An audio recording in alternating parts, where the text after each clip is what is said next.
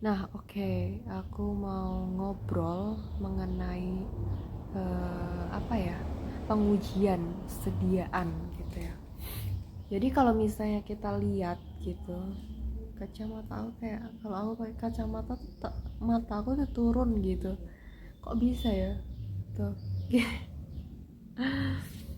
Kayak aneh gitu. Mataku kayak kuning, jadi aku nggak terlalu pede sama wajah saya, jadi saya pakai efek ya, mohon maaf.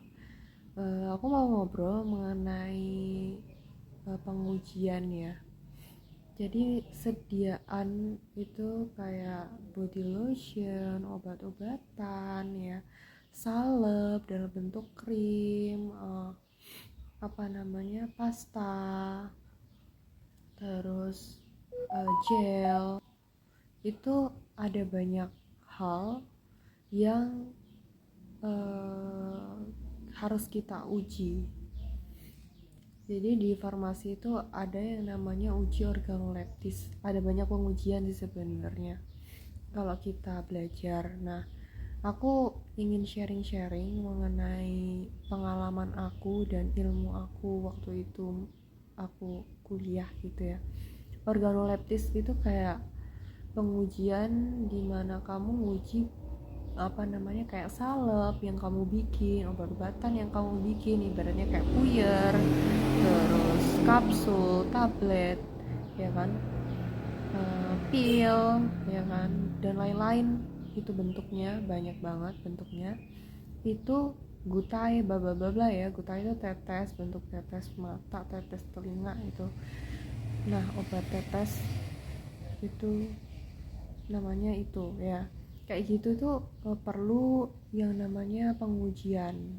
Nah, pengujiannya itu kalau pengujian bentuk ya, pengujian standar biasanya itu kita cek bentuknya itu seperti apa, apakah sama atau enggak. Terus kita juga lihat dari segi baunya apakah berubah atau tidak, terus dari segi warna apa namanya, berubah atau tidak, viskositas atau kekentalannya itu bagaimana, kayak gitu. Nah, hal-hal yang seperti itu mungkin kelihatannya kayak mudah gitu. Oh, ternyata kita tuh ngecek kayak gini-gini aja. Nyatanya itu perlu standarisasi itu sendiri.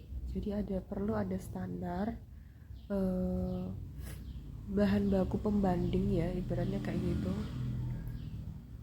untuk menguji apakah ini termasuk sediaan yang bisa digunakan ya, sediaan yang masih baik atau yang sudah rusak. Nah, biasanya kenapa kok ada terjadi perubahan bentuk, perubahan warna? Ibaratnya kalau misalnya kamu bikin salep gitu, atau mungkin kamu bikin krim lah, tiba-tiba berubah bentuk kayak gitu, berubah bentuk, berubah apa namanya, warna, ya kan, berubah bau kayak gitu. Terus kekentalannya berubah, viskositasnya berubah. Nah, hal-hal yang kayak gitu itu yang perlu kita lakukan gitu, kita uji kenapa kok seperti ini. Nah, itu yang dinamakan dengan pendalaman.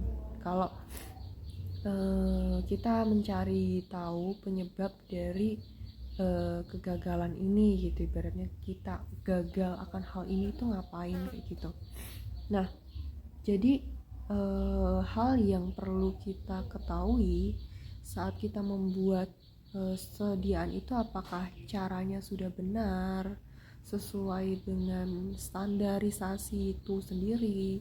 Jadi kita cari di jurnalnya gitu, literaturnya.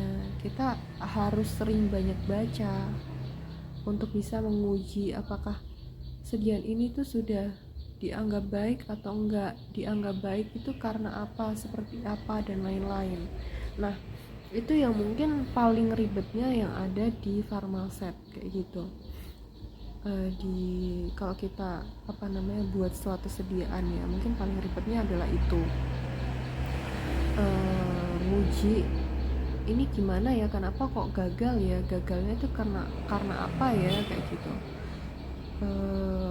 Hal yang harus kita dalami gitu. Makanya kan harus banyak baca jurnal-jurnal ilmiah deh, harus banyak baca jurnal ilmiah. Terus kita juga harus punya buku pedomannya kayak farmakope, terus